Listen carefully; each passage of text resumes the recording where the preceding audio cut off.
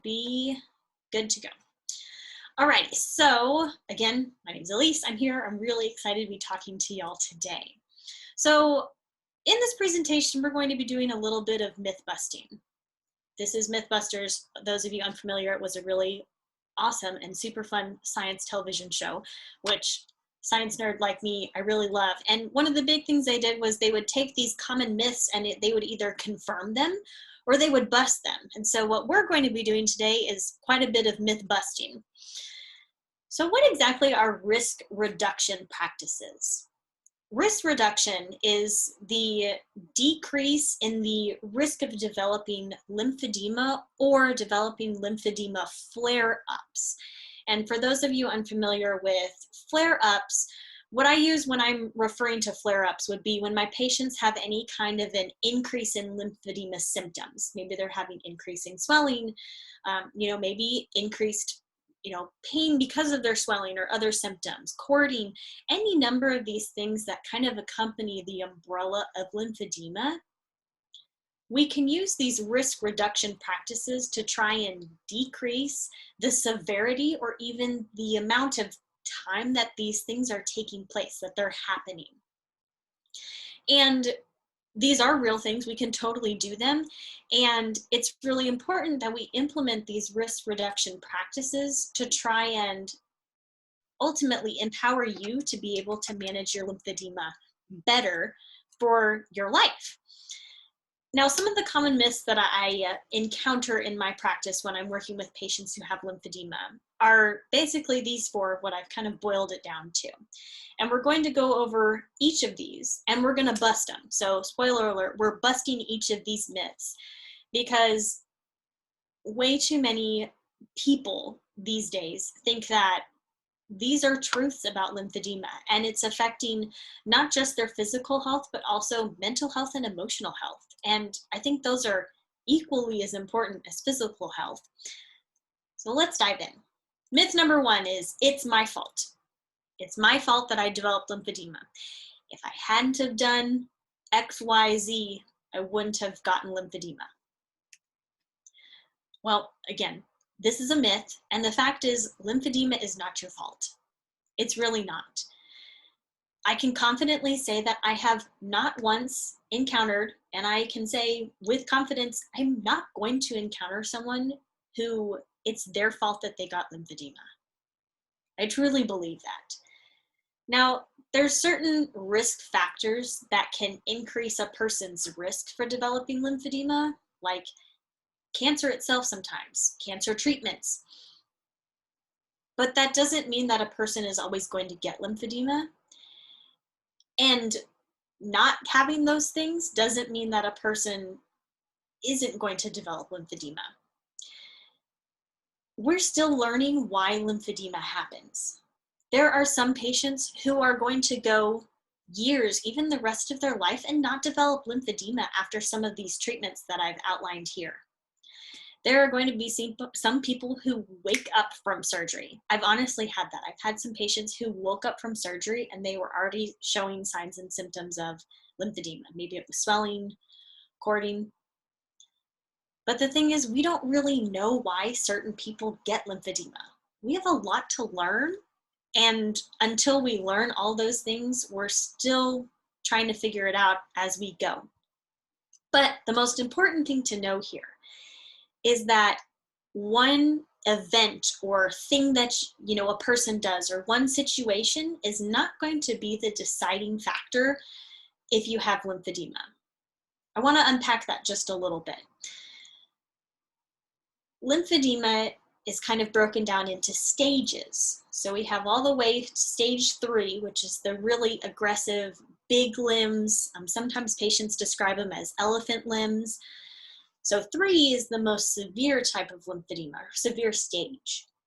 And then we go stage 2, which is more moderate, stage 1, which is mild, and then we even go to stage 0, which is kind of a pre-clinical lymphedema. What that means is there's already an impaired lymphatic system, so that lymphatic system isn't working as effectively as what it should, but we don't see anything with our eyes just yet. So I'm not seeing any swelling. My patients aren't feeling like they have oh, I've got my sleeves, I have swelling. But what they might say is, I'm starting to feel like my arm is different. Or if it's their leg, for example, something just doesn't feel quite right. A lot of my patients who undergo cancer treatment will have this preclinical, subclinical lymphedema that they don't know is happening just yet. And sometimes, visibly, we as the therapist can't tell.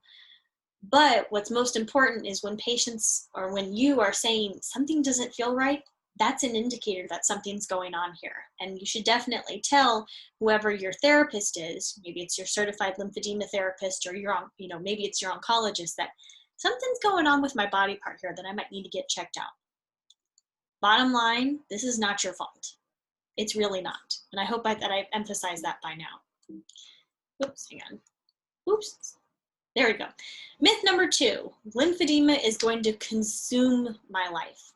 This is a big worry that a lot of patients have when they're first diagnosed is, I didn't think this was going to happen to me. I didn't want this to happen to me. And now I'm going to have to spend every waking moment dealing with this. Sometimes it can feel like that at first, but with a great certified lymphedema therapist, that's what CLT is. With a great CLT on your team, you can keep your lymphedema in check and it won't consume your entire life, your every waking moment. Lymphedema is now a part of your life and a part of your daily routine, but it doesn't define who you are as a person or what you can achieve with your life. The best recommendation that I can give and what the research shows us is that patients who have a CLT, a certified lymphedema therapist, who can help them navigate lymphedema are going to do so much better. And the earlier they get to a CLT, the better, which I think hopefully by now a lot of you are familiar with. But again, the sooner we can get things on track, the easier it's going to be to manage things in the long run.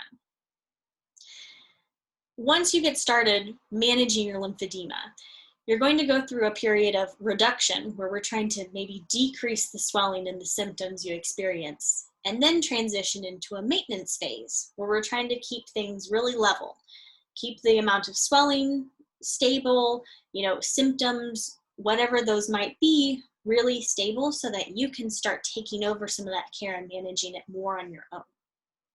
A lot of times patients are then able to take on their care and manage it really well on their own for the rest of their life. Every once in a while, patients could need, a tune-up. For example, I have a patient who, I don't know where everybody's at today. I'm in Texas. I'm in North Texas, but it still gets really hot up here. And like clockwork, this patient, she does really well kind of managing her lymphedema September through about March. And then in March, it starts getting really hot and nasty, and she's kind of fallen off the bandwagon of being really diligent about taking care of her lymphedema. And she has to come in, we treat her for a little bit, and then she gets back on track, she's good to go. Some of my patients don't have that. They're able to take care of it on their own, they do really well, and they don't need my help. But some patients do need kind of that regular tune-up or those checkups with their lymphedema therapist to make sure that they're keeping on track with their lymphedema management. Myth number 3, there's nothing I can do to keep my lymphedema under control. Again, total false here. The fact of it is you can manage your lymphedema, and a lot of the stuff that can be done for your lymphedema is actually stuff that you can do.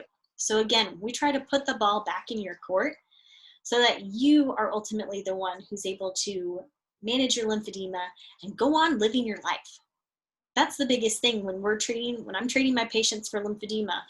I'm trying to, get their swelling down to where they can manage it by themselves, and that they can ultimately go and do the things that are important to them, that they want to do, that they need to do.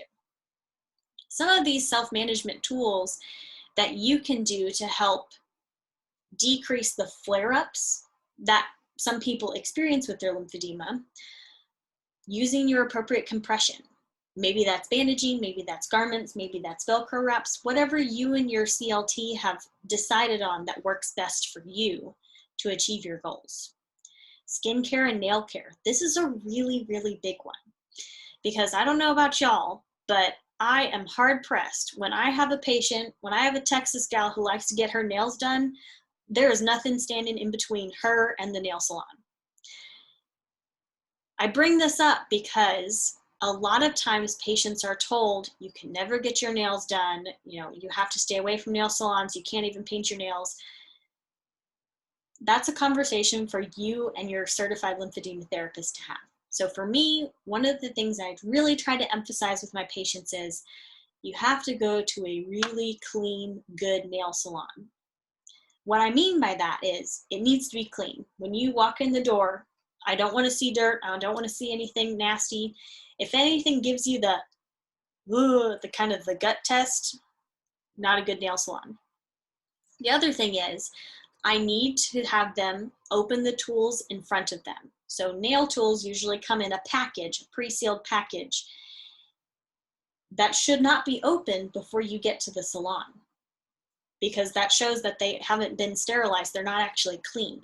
So they need to open them. I need to hear that when they open those tools in front of me. And I tell the patients the same thing.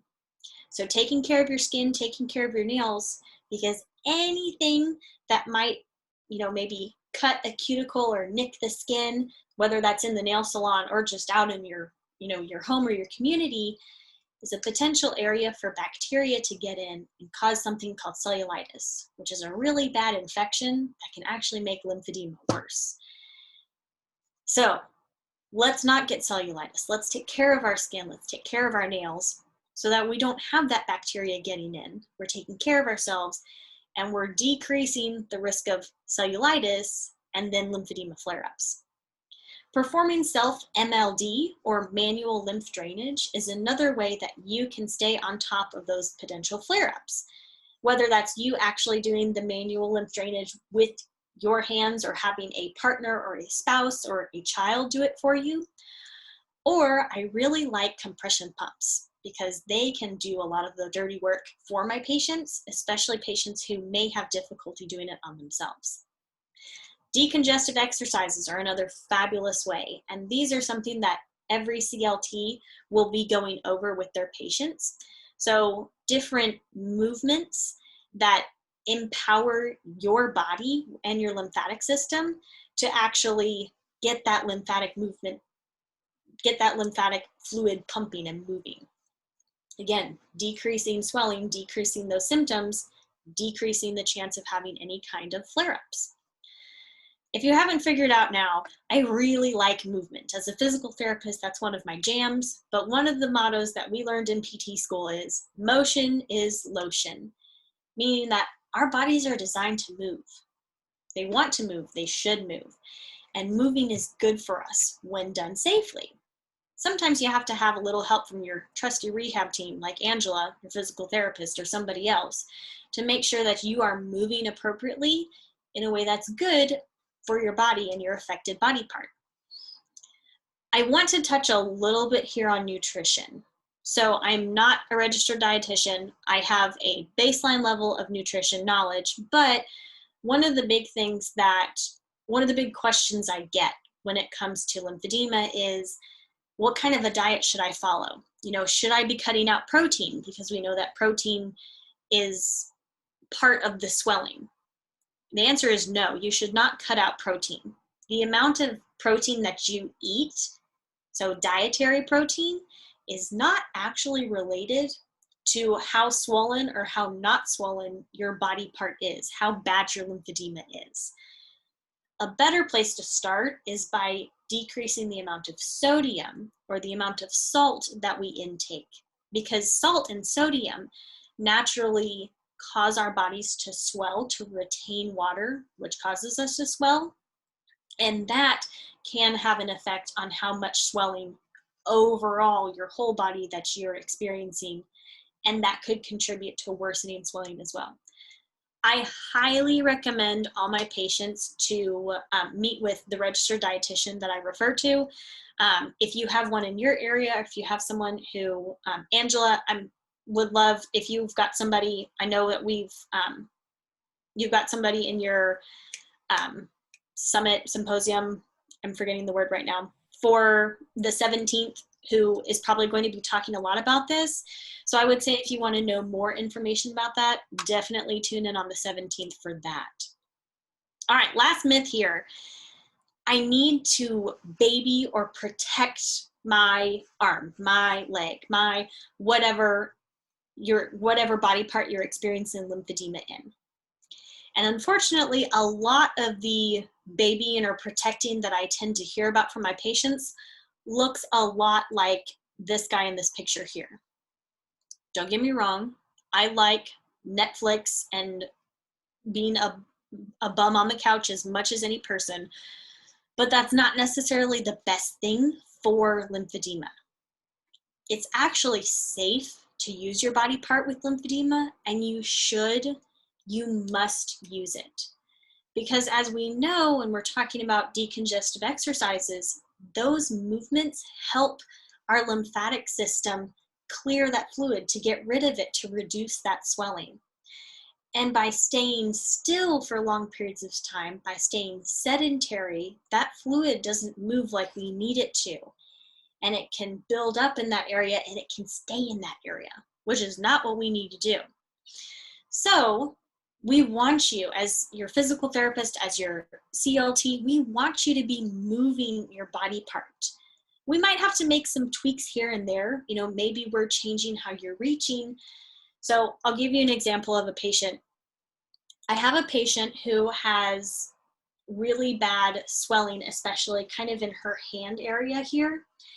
And so this swelling in her hand is affecting her ability to grip a knife, to cut her food, and to actually eat sometimes. So we've had to make some adjustments that until we get that swelling down, she's going to continue having difficulties. So we've kind of had to adjust things. So as we decrease the swelling, she can still eat.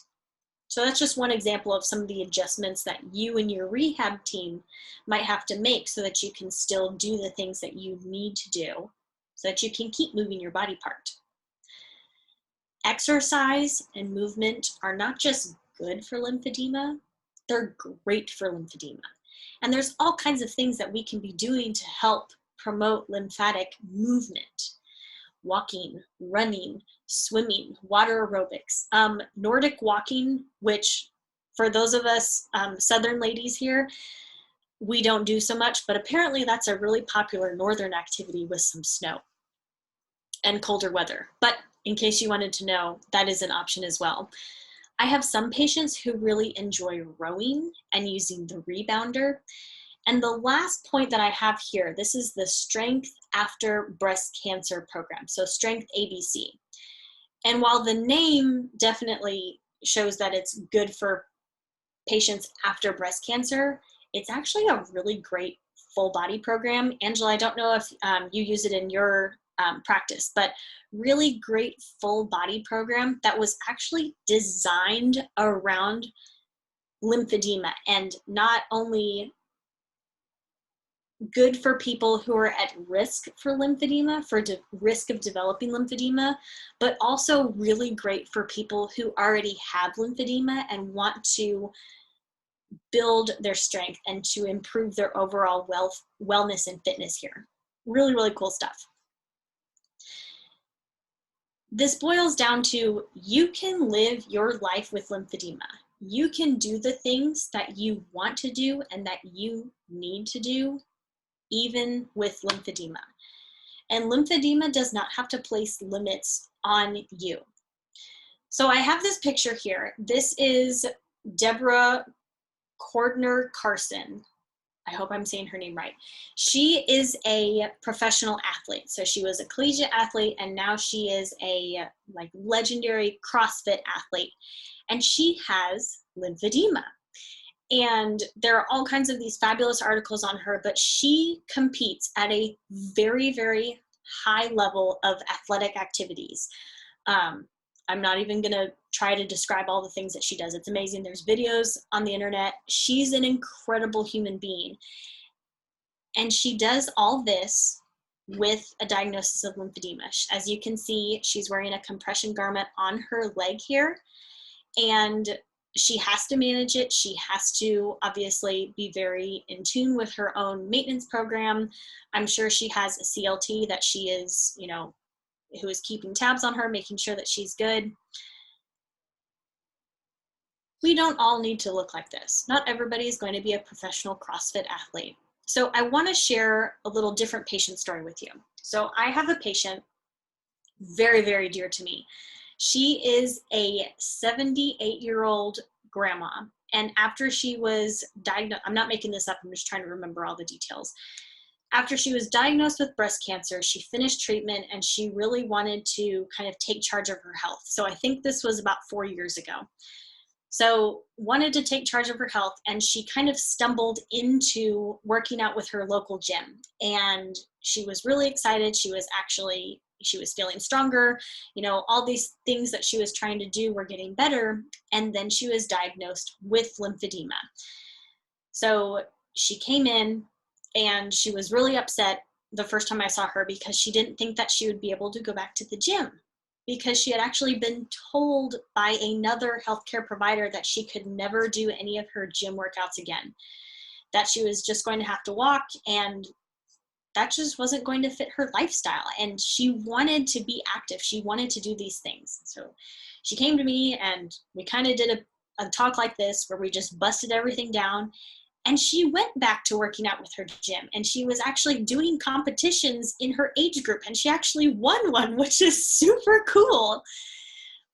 So just because a person has a diagnosis of lymphedema, just because you have a diagnosis of lymphedema does not mean that lymphedema is in control of your life, that you are going to have to stop doing the things that you want to do and that you need to do because you now have this other diagnosis.